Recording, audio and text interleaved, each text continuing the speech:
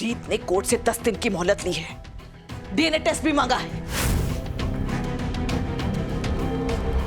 तो दे दीजिए, उसमें क्या है, फेक बनवाइए और दे दीजिए। वैसे भी धोखाधड़ी तो आपके खून में है ना, उसमें नई बात तो कोई है ही नहीं। तुम पागल हो गई हो क्या?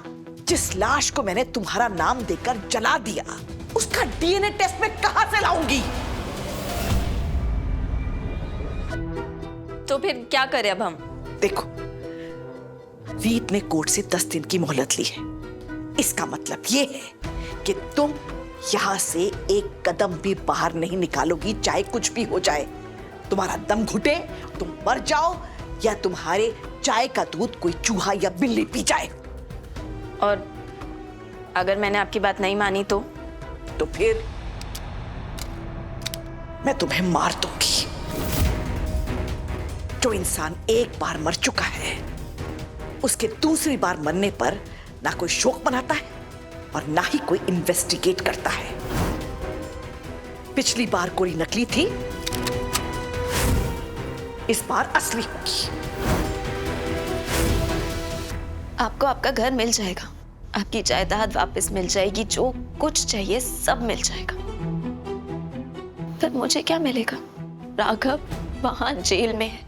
रीत ने अगर मुझे ढूंढ निकाला तो राघव जेल से छूट जाएगा और वापस रीत के पास चला जाएगा। और अगर रीत मुझे नहीं ढूंढती तो राघव तो वैसे भी मेरा नहीं है, क्योंकि मैं तो यहाँ छुपी हुई हूँ ना। तो मेरा क्या? पूरी दुनिया के लिए मैं तो वैसे भी मरी चुकी हूँ ना। मुझे अब समझ आ रहा है आंटी जी,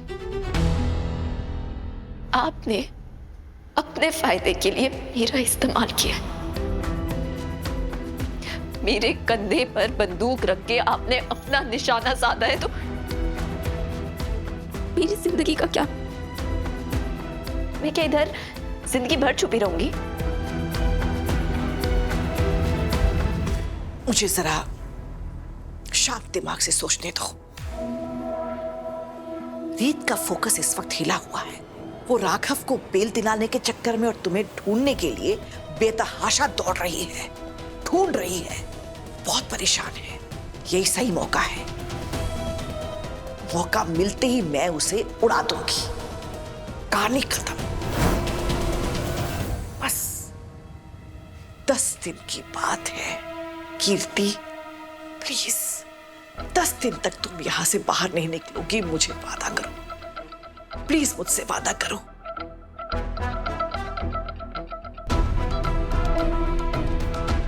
ठीक है, लेकिन जो करना है जल्दी कीजिए। रास्ते से हटाइए उस रीत को। मैं ज्यादा वक्त नहीं रुक सकती। एक बार रीत मर जाए, फिर तुझे भी ठिकाने लगा दूंगी और राघव को तेरी असली मौत के लिए फांसी हो जाएगी। मतलब सबकी कहानी यहीं खत्म होगी और मेरी शुरू।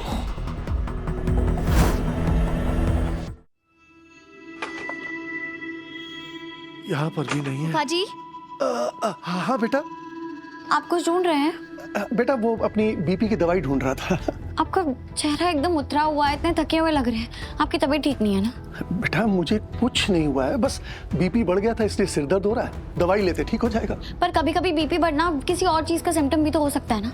मैं एक बार डॉक्टर को कॉल करती हूँ, एक बार आपका चेकअप करवा लेंगे। बेटा मैं बिल्कुल ठीक हूँ, मैं डॉक्टर को दिखा चुका हूँ। मुझे समझ नहीं आ रहा तू मेरी इतनी चिंता क्यों करती है, और ये पूनम रात दिन मेरी फिक्र करती रहती है। हा? बेटा अगर मुझे कुछ होगा तो मैं तुम लोगों को ही बताऊंगा ना। फूफा जी। रीत बेटा, मैं एक्चुअली बहुत डिसअपॉइंट हूँ क्योंकि राघव के केस में मैं तुम्हारी ज्यादा हेल्प नहीं कर पा रहा। मेरे इतने बड़े लॉयर फ्रेंड ने भी हाथ खड़े कर दिए। और बेटा जो लास्ट चीज मैं नहीं चाहता वो ये कि मेरी प्रॉब्लम भी तू अपने सिर पे ले ले। नहीं फूफा जी। बेटा अगर बेटा तू मेरी हेल्प ही करना चाहती है ना तो शालिनी जी को बोल कि अपना बैग चेक कर लें, कहीं मेरी दवाई गलती से उनके बैग में न रह गई हो। हाँ जा पूछ ले। ठीक है, हम पता लगाते हैं। आप अपना ध्यान रखिएगा।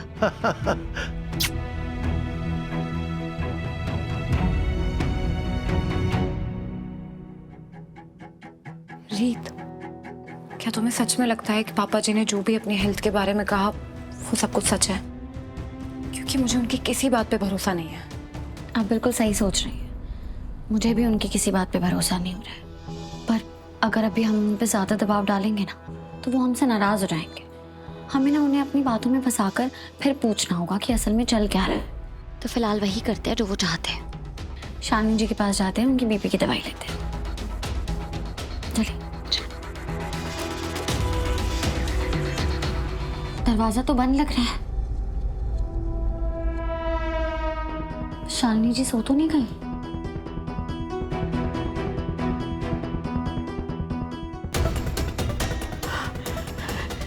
ये दोनों मेरे कमरे के बाहर क्या कर रही है? उफ, ये रीत रिपोर्टर हर मेरे प्लान में रंग डाल देती है। इसने अगर मुझे देख लिया तो इसका तेज दिमाग और दौड़ने लगेगा।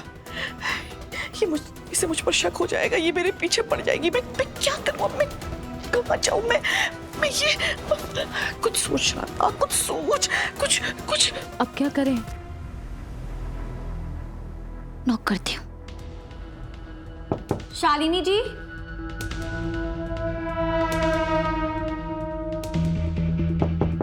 शालिनी जी दरवाजा खोलिए ना प्लीज। वो कुछ अर्जेंट काम था हमें। आप सो रही है क्या? एक और बार करो। शालिनी जी, शालिनी जी। लगता है बहुत गहरी नींद में सो रही हैं। लेकिन पापा जी को दवाई भी तो देनी है। हाँ, एक काम करते हैं, हम धीरे से अंदर चलते हैं और दवाई ढूंढ के आ जाएंगे। ठीक है, चलो। मैं देखती हूँ ये खुलेगा क्या।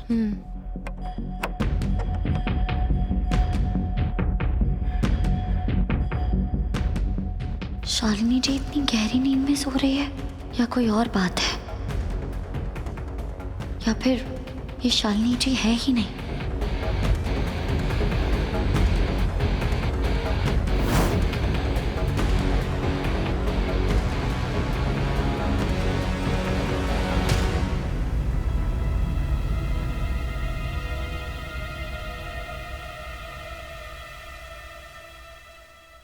रीत, क्या हुआ? तुम शालिनी जी को देख के ऐसे निराश क्यों हो गए? कुछ और एक्सपेक्ट कर रही थी क्या? नहीं नहीं भाभी, बस ऐसे ही कुछ नहीं।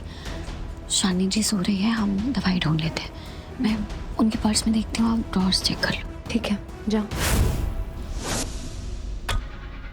आंटी जी मुझे ना, हे माता रानी, मैंने तो गन बैग में रखी हुई है। अगर वो रीत को मिल गई तो मेरा पूरा खेल खत्म हो जाएगा।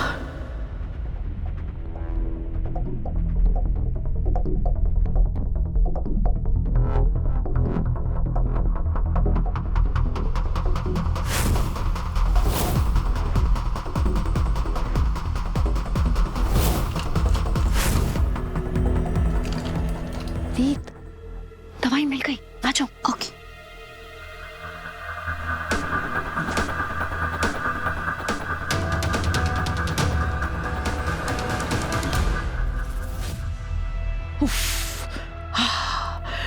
आज मुझे वो करना पड़ जाता जो मेरे प्लान में दूर दूर तक नहीं था।